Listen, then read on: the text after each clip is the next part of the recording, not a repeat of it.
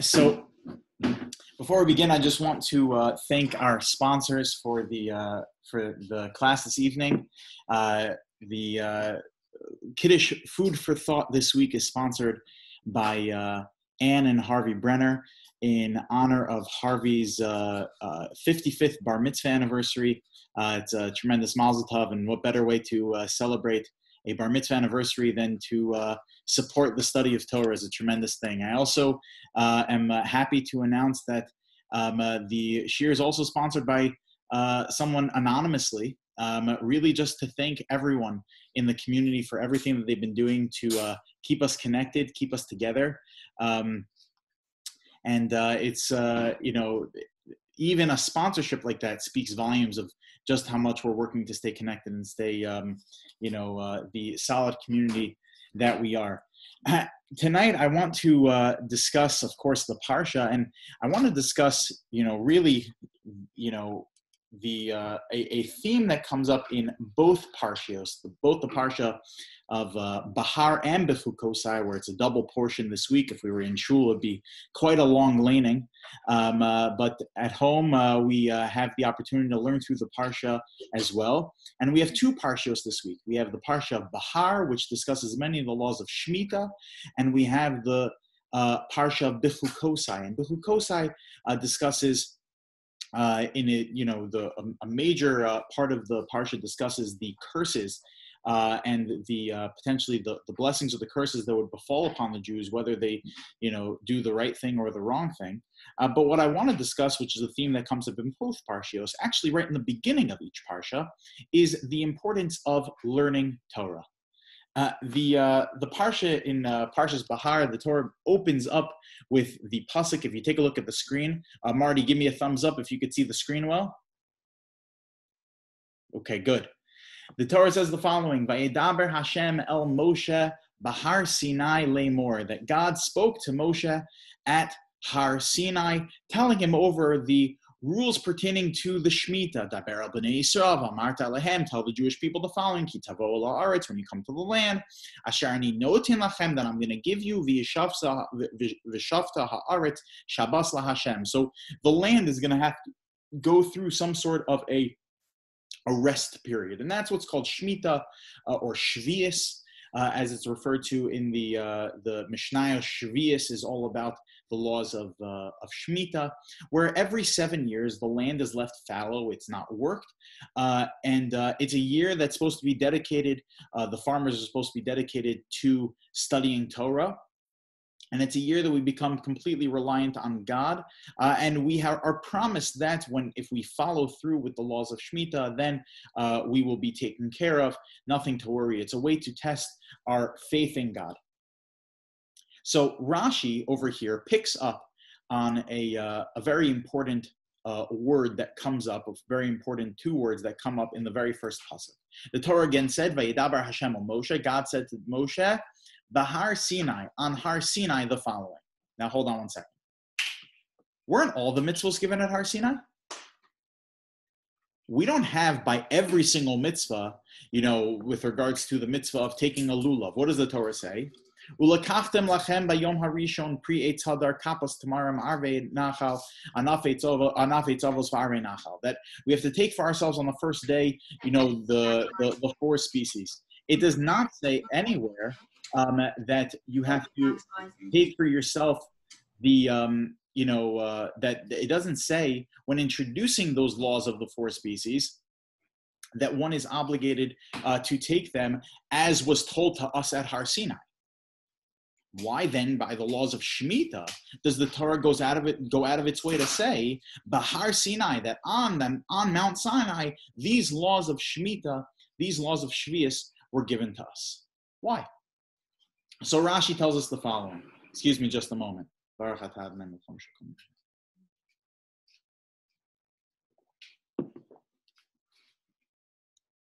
tells us the following. Ma inin Shemitah etzel Har Sinai. I'm on the right side of the screen. What is the story with Shemitah being included what's the story with Har Sinai being included in the commandment that's being given about leaving the land fallow? V'halo kol mitzvos nemar misinai. Weren't all of the mitzvos given at Har Sinai? So why is the Torah highlighting the fact that Shemitah was given at Har Sinai? So Rashi is going to give an answer. We'll get to Rashi's answer in a second. I want to just parenthetically point out an amazing answer that's given by the Sfas Emes, the Ger Rebbe, the third Ger Rebbe.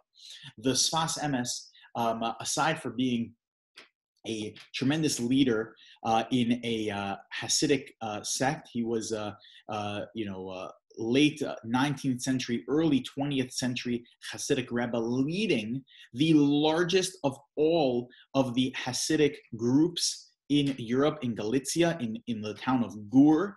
And even till today, the Ger Hasidim it's a huge sect of Hasidus, and they were led by the Sfas Emes. At the time, the Sfas Emes was leading the Ger Hasidim. They were from the town of Gur, in the town of Gur. It was the largest Hasidic movement. The Holocaust, of course, had an effect on their numbers, of course. The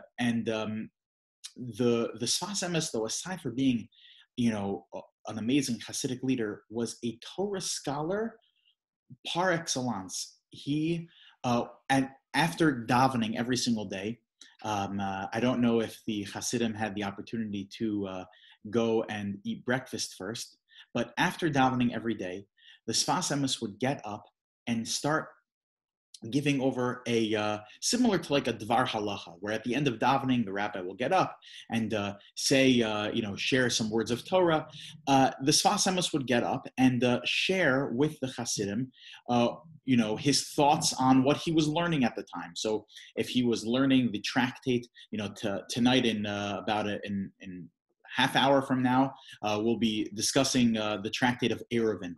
One of a couple of the topics that come up in Eruvin at Torah and Sholem. So if he's learning Eruvin, so what he did is that he would just stand up and start going through a Talmudic discourse of whatever he was learning.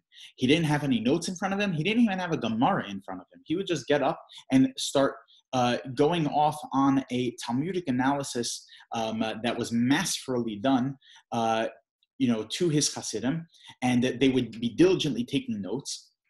Sometimes it would last, a half hour. Sometimes it would last an hour. Sometimes 4.5 hours, 5 hours later would go by with him just continuing. He would just, with nothing in front of him, he didn't prepare for it. It was just a way for him to teach a little bit of Torah after davening to his mispalim.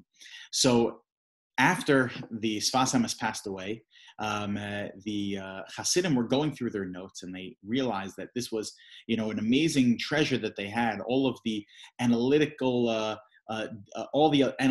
discourse of the Sfas Emes, and they felt as though they have to publish it. It would be to the benefit of Klal Yisrael. So they start editing their notes, going through all their notes and editing and going through that process. And they came to recognize that while, of course, the meat and potatoes of what the Sfas Emes shared was unbelievable, but every now and again they came across something that seemed a little bit strange. It wasn't completely inaccurate or wrong, but something the Sfas Emes shared seemed to be against a blatant Gemara somewhere, something around to that extent. It didn't happen, often. It wasn't that everything he shared was wrong. There was a few, notes here and there. So the question was, do we publish all of these classes that the Sfas Emes gave on the Gemara, at the risk of something being us having missed something that was off?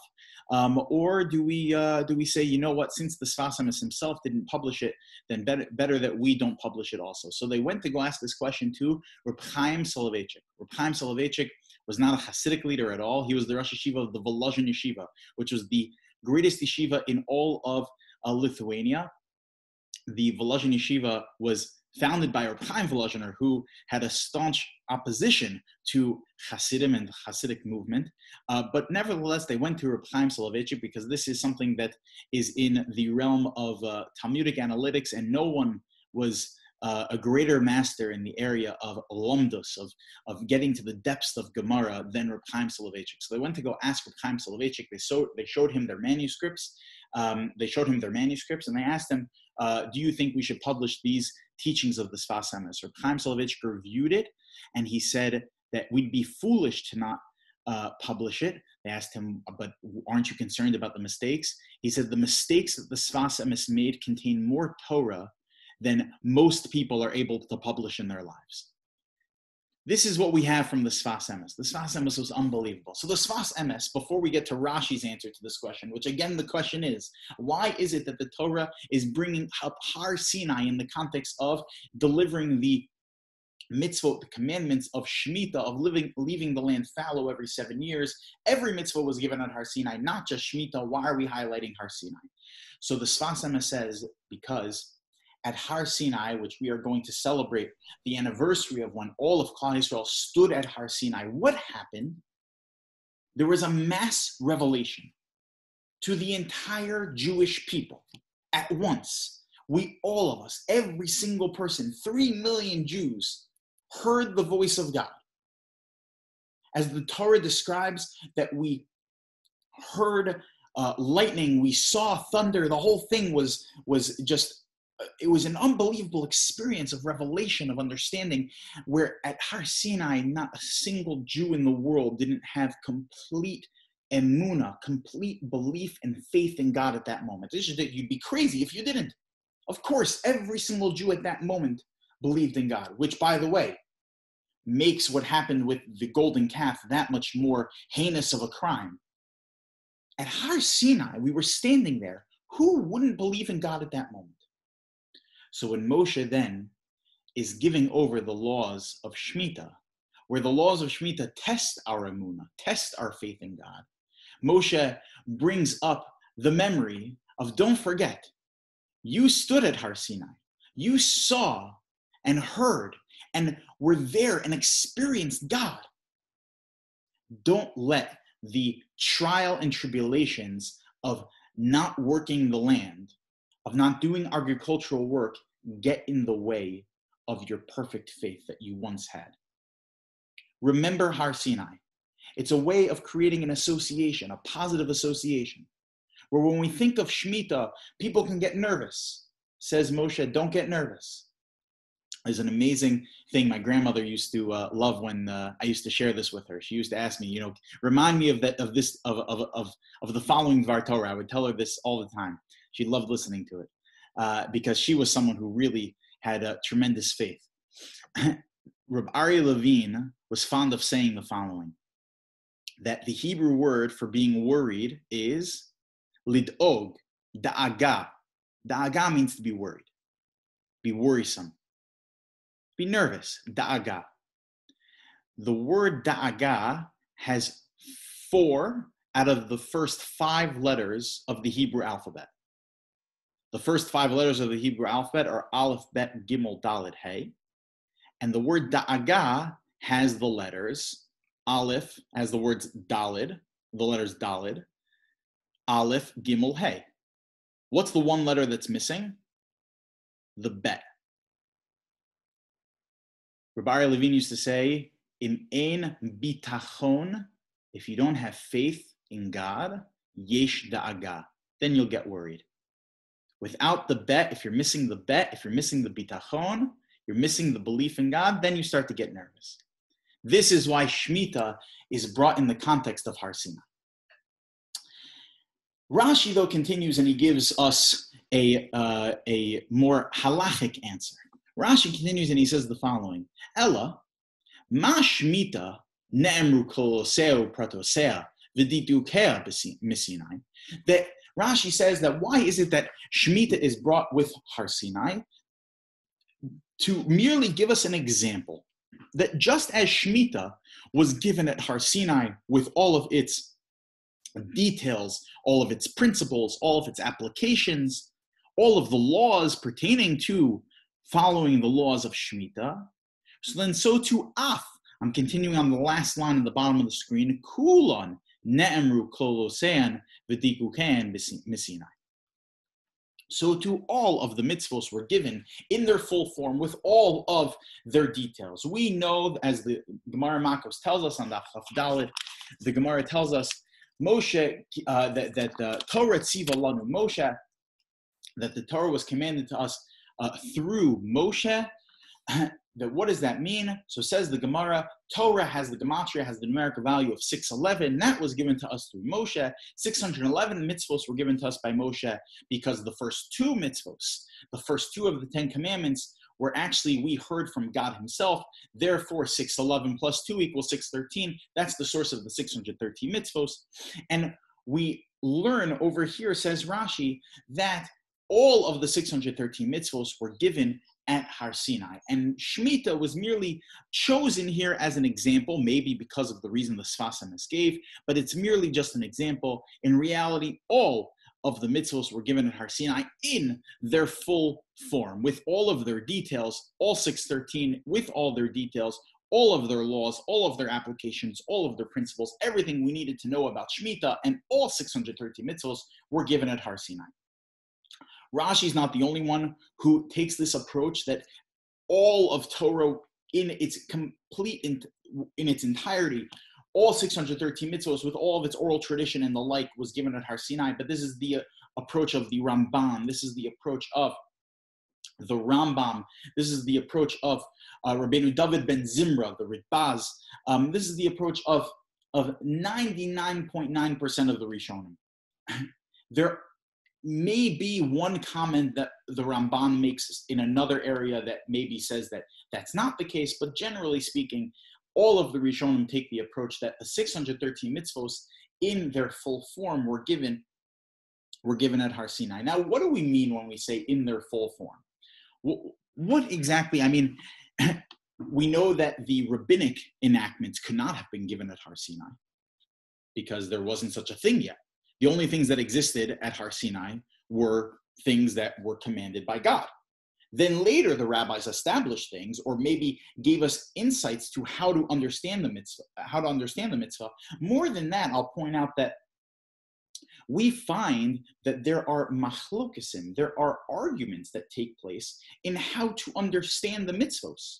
That's what's contained within Shas. Within the Talmud is contained all of these discourses to explain, elucidate, understand the mitzvos that are given in the Torah. In fact, we say every single morning when we pray, part of the introductory part of the service of the Shacharis is that we learn a little bit of Torah, and the part of Torah learning we do in the introductory portion of davening is the 13 principles in order to elucidate and understand the Torah.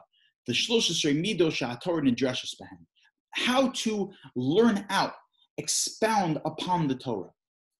So what does that mean? All 613 mitzvos were given in their full form with all of their details at Har Sinai? It can't be. Because we find throughout the Talmud disagreements of how to understand it. The Rambam tells us something very important. If something was taught to us at Har Sinai, meaning, like I'll give you an example. Tefillin need to be black. They need to be square. How do we know that? When you look in the Torah, where the Torah describes the obligation to wear tefillin, what does it say? Ukshartem la'os al yadecha, that you should wrap, you should tie a connection between you and God on your hand, uletotafos beineinecha, and it should be an ornament between your eyes. We have no clue what I'm putting between my eyes. We have no clue what I'm putting on my hand. How do we know then that it's supposed to be black? How do we know it's supposed to be square? So the Rambam tells us that all of these things are what's called the halacha l'Moshe Sinai. These things were taught to us at Har Sinai by Moshe. And therefore, there can't be any machlokas about it. There can't be any disagreement about it. No one will ever come and say, tefillin need to be green. If anyone comes and tells you that, you know that they're a false prophet. You know for sure, because there are certain things that don't have any machlokas attached to it. And those are the things that were taught at Har Sinai. However, there is majority of the Torah, majority of our Talmud, of our Gemara, of the Bavli, Yerushalmi, all of the Rishonim, all of the Achronim, all of this is discussion. What we're having tonight is a whole discussion of things that could not have happened at Har Sinai. So then what does it mean exactly that everything was given in its full form at Har Sinai? Obviously, that's not the case. So the Rambam, in his Parsha Mishnayos, explains the following. The Rambam explains that whatever we needed to know was given to us at Har Sinai. However, God purposely left majority of the Torah vague in order so that the Jewish people can engage with the Torah, in order so that we could work through the Torah, because through working through the Torah, it has an effect on us, and in turn has an effect on the relationship we have with God. You know, it's very important to point out that where does the mitzvah to learn Torah come up in the context of the written Torah? The obligation to learn Torah. So if I was writing the Torah, where would I put the obligation to learn Torah? Like there's an obligation to keep Shabbos, there's an obligation to honor your parents, there's an obligation to shake a lulav, there's an obligation to eat matzah. So where would I put the obligation to learn Torah? So if you were asking me, I would put it in one of three places. Either I would put it right at the beginning of the Torah. I would basically write an introduction. The following is the Torah. Welcome. The following is the Torah. You have an obligation to learn it. Let's begin. Bereshis bara Elokim. Right? That's the way. That would be one place. Or the very end of the Torah, where there's a similar obligation, the obligation to write a Sefer Torah. So what I would do is the 613th mitzvah, I would say, now that you've gone through the Torah, now that I've given you the Torah, know that there's an obligation to study it constantly. Or another place I would put it is by the Ten Commandments, by the revelation of Sinai. Maybe I would even make it part of the Ten Commandments. The obligation to study Torah, to engage with God in that way. So then why is it that the obligation to study Torah doesn't come up in any of those places? You know where it comes up? It comes up in the context of the obligation to love God. Why? Why does the obligation to learn Torah, to study Torah, come up in the context of our obligation to love God? So Rashi teaches us because what is the greatest gift that a parent can give their child? Not material things, not, amazing, trust fund, not, cool trips. As parents, parents know what's the best thing that you could possibly give your kid? The tools to be successful in life. That is the greatest gift a parent can give their child. The child might not realize that when they're young, but as they grow older and they start to experience life, how thankful they are that if their parents did a good job, their parents set them up for success. That's the greatest gift that a parent can give their child. It's the greatest act of love that a parent can give to a child. You know what was the greatest act of love that God did for the Jewish people? Giving us the Torah. God puts in the context of the obligation to love God, the mitzvah to learn Torah. Why? Because in order for you to actually end up loving God, to create that bond with God, you have to learn Torah. You have to take his advice. That's what the Torah is. The Torah is a guidebook. It's a way for God to set up us to be successful in life. And therefore, God puts in the context of the obligation to love God, he puts there, learn Torah. Because that's the way you'll come to truly appreciate God. Because this is the way I'm setting you up for success. Through our engagement of Torah, we come to learn a tremendous amount, much more than what was given to us at Har Sinai. At Har Sinai, we got all the principles. But as we engage with Torah, we learn a tremendous amount more. This is really what is called Chidushay Torah.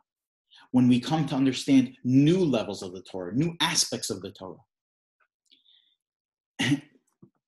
Rashi has an amazing comment. Take a look at this. There's a very famous pasuk in Koheles, written by David HaMelech towards the end of his life.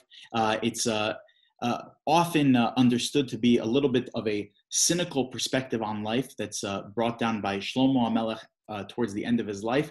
But really, it's quite a beautiful work, and it's really a way of describing, that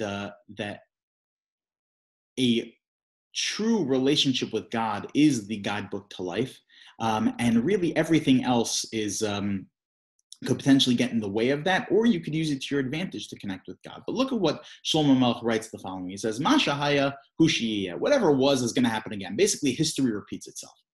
U'ma shenaseh hu yaseh, whatever was done before will happen again. Just like I said before, it seems like very cynical. What is? Don't. History repeats itself. Whatever. This must have been done before already. No great shakes. There's nothing new under the sun. This, I'm sure, a verse that you've all have heard before. There's nothing new under the sun. But take a look at what Rashi says. What does that mean? There's nothing new under the sun. Rashi says the following. B'chol mashu hu lamed b'davar shu chalipe hashemesh ein bo chidush. That whatever exists under the sun, you're not going to find anything new about it. Lo yireh ela ma shehaya kfar. Whatever was in the world till now will continue to be in the world. Whatever was created during the 6 days of creation. Basically, Rashi's telling us that the materials created, the materials necessary for us to have Zoom were already created during the 6 days of creation. We as a people just weren't developed enough yet to be able to figure it out and put all the pieces of the puzzle together. But it existed. We just didn't develop it yet. Aval, however, Rashi is telling us now what's the one exception to this rule of Ein Kol Chadash Tachar HaShemesh, Hahoga BaTorah, involving yourself with Torah. Motzi Batamid Chidushe Ta'amin. You'll always find new insights, new understanding, new levels of depth in the Torah. That there's no such thing as Ein Kol Chadash Tachar HaShemesh when it comes to Torah. When it comes to Torah, the more a person delves into it, the more they'll understand from it. The Torah begins in the second part of the second Parsha this week. The Torah begins and it says, "Im Bechukosai teilechu," that if you follow in my statutes, if you go along in my statutes, that mitzvotai tishmaru va'asitim otam, and you follow my mitzvos, you do my mitzvos, you do them, okay, fine. Then the Torah goes into all of the blessings, like I mentioned before, all of the good things. V'natati gishmechem b'itam, I'll give rains in their proper time. Fine. If you follow the Torah, you go in its ways, so then the good things will happen to you. You'll live a successful life. That's what the Torah is telling us right now in Parshas Bechukosai. The Aruch HaShulchan comments on the unique language that's used over here. In Bechukosai, with my statutes, teilechu, you go along with them. Teilechu, like halicha, you walk along with them. What does that mean? You go along with them. Kind of it's saying like, you observe them. But then it already said tishmoru.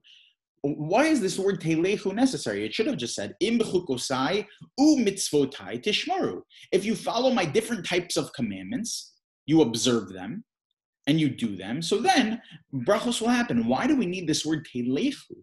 That you walk with them, you go along with them. What is this coming to teach us? So the Aruch HaShulchan, Rabbi Yechiel Michal Epstein, Zatzal. Rabbi Yechiel Michal Epstein. Let me pull out his work. The Aruch HaShulchan, Rabbi Yechiel Michal Epstein. He was the Rav in Navardik. He was the Rav in Navardik. You can't really see on the screen, but it gives a small biography over here of who he was. So the Aruch HaShulchan, the Rav in Navardik, Yechiel Michal Epstein, he had a sweet gig. You know what his gig was? You know what he did professionally? He was a Rav in one of the most religious cities in Lithuania, in Navardik. And the townspeople, they hired him, the Kehila hired him as to have one job. The job was to be the posek. Basically, here's what we want you to do. We want you to come. We'll give you a salary. We'll give you a place to live. Not for you to worry about. You'll be taken care of. Come and paskin shilas and give some counsel. That's all we want from you. You don't need to be doing programming. You don't have to be giving Zoom classes. You just come and you paskin shilas. So what did he do with all the rest of his time? It's not like he was getting shilas 24 hours a day, 7 days a week. So what was he doing with the rest of his time? He was learning Torah. And he was using his time to write the Aruch HaShulchan, because basically they gave him a table in the shul. They said, sit here, so that when people come, you'll be able to answer their questions. You'll be available to them. So while he was sitting and basically waiting for people to come, he had a pen and paper, and he would just write. He would write all of his commentary to the Shulchan Aruch. So he had a Shulchan Aruch in front of him, and as he's learning Shulchan Aruch, he would write his commentary. His commentary is unbelievable. It's like an encyclopedia. What he does is similar to the Beis Yosef. You remember Rabbi Yosef Karo. He wrote an encyclopedia commentary on the Torah, where the Torah brought down all of the practical halacha, organized it in a very clear way, breaking it down to the calendaric laws, marital laws. He organized it in a very beautiful way. And then the Beis Yosef went along commentating on each note, each law, each code that the Torah brought down, and added in all of the sources pertaining to that law. The Gemara, what Rashi says, what the Rambam says, what Tosfos says, what the Ramban says, what the Balamor says, what the Rif says, what the Tosafot, what all of the Rishonim have to say, what the Tosar Rabbeinu Peretz says, what all of the Rishonim say, gives you an entire encyclopedic overview of the topic, and then at the end he'll tell you, and this is what we do practically according to the Torah law after I've weighed all of different opinions. He then put that massive work, which is sitting right up there. It takes up an entire shelf, okay? That's the Beis Yosef. And then what he did is that he then put that work into a concise index called the Shulchan Aruch. So Rabbi Chil Michal Epstein, sitting in Navardik, reopened the Shulchan Aruch, and what he did is that he went past the Beis Yosef. So he brings down all of the necessary sources to explain where the Shulchan Aruch got this code from, and then brought down all of the opinions that existed until his time, his contemporaries and those before him, like the Taz, the Magen Avram, the Pri Megadim, different commentaries that existed after the Beis Yosef published his work in 1536, I believe he published the Beis Yosef. So after that time, many other writings on the Shulchan Aruch came into existence, and therefore the Aruch HaShulchan compiled them into his encyclopedia. That's what we have over here. That's the Aruch HaShulchan. So Rabbi Chil Michal Epstein explains, what is this word telechu? What is this extra word coming to teach me? That the Torah is always moving. There's always new ideas that are coming out of the Torah. It's always moving. You have to keep up with it. In Bechukosai telechu, if you keep up with the Torah, you keep up applying the Torah to the new times that you're living in, so then you're going to live a very successful life, because you're able to use the Torah, which is everlasting, infinite with its wisdom, and you're able to apply it to your time, to whatever you are going through right now. That is going to be the key to a successful life. Because Chidushei Torah, new ideas coming out of the Torah, is something that is Chadash Tachal HaShemesh, is something that could be new under the sun. And you look now what's going on in the world, with this pandemic that is just heart-wrenching, the way that it's affecting every single aspect of society. It's affecting, of course, health. It's affecting the economy. It's affecting our spiritual lives, our religious lives. It's affecting every single aspect of our lives right now. And along with that, there are these questions, these new questions that are coming up that never existed before. New questions with regard to, how doctors are supposed to function in the hospitals, that are being posed to our poskim and saying, what are we supposed to do in this context? You try and open up what the Chuvas Chassam Sofer has to say. He's not going to be addressing shilas pertaining to coronavirus. It never existed before. Whether or not, we can permit on Shabbos, if the government requires us to check temperature at the door before people come into shul, what are we supposed to do about that? Is that something we could allow on Shabbos, something we can't allow on Shabbos? This never existed before. And so how is it that Rav Shechter Shlita, Rav Asher Weiss Shlita, our Gedolei Yisrael, are able to answer these questions with the wide shoulders that they have? Because they were able to keep up with the Torah. In Bechukosai Telechu, they kept walking. As the Torah kept going, they kept going. In Bechukosai Telechu, if you go along with the Torah, then you're going to be able to live a successful life. The Taz points out something amazing. The Turei Zav, Reb David Siegel, was a 17th century commentary on the Shulchan Aruch. He was the president of the Vad Arba Aratzos, where in Europe there was a rabbinic council that basically served as the supreme court of religious life in Europe. And the Taz was the president, Rabbi David Siegel. So he points out something amazing in Orach Chaim Siman Mem Zayin. The Taz points out that the blessing we make on learning Torah is Baruch Atah Hashem Elokeinu Melech Olam Asher Bachar Banu Mikol Amim, that God made us unique and separate from all the other nations. Baruch Atah Hashem Nosein HaTorah, that God has given us the Torah. Now grammatically, what should it have said? Baruch Atah Hashem Natan HaTorah, that he gave the Torah in past tense. When did he give us the Torah? At Har Sinai. Har Sinai, what didn't happen today? The revelation at Sinai happened on the 6th of Sivan, in the same year as the Exodus, almost 3,000 years ago.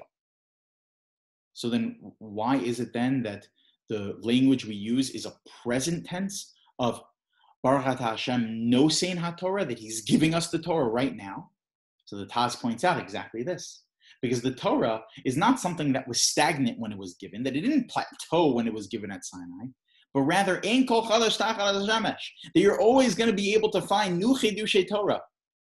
You're always going to be able to learn more things from the Torah. There's never going to be a moment where, in history, where there's going to be an issue that comes up that the Torah can't address. In Bechukosai Telechu, if you keep going, you keep moving along with the Torah, if you're able to keep up, you're going to live a successful life. I just want to end with one more thing we can learn from this pasuk of Im Bechukosai Telechu. And it really addresses the question, which is, well, how do we keep up?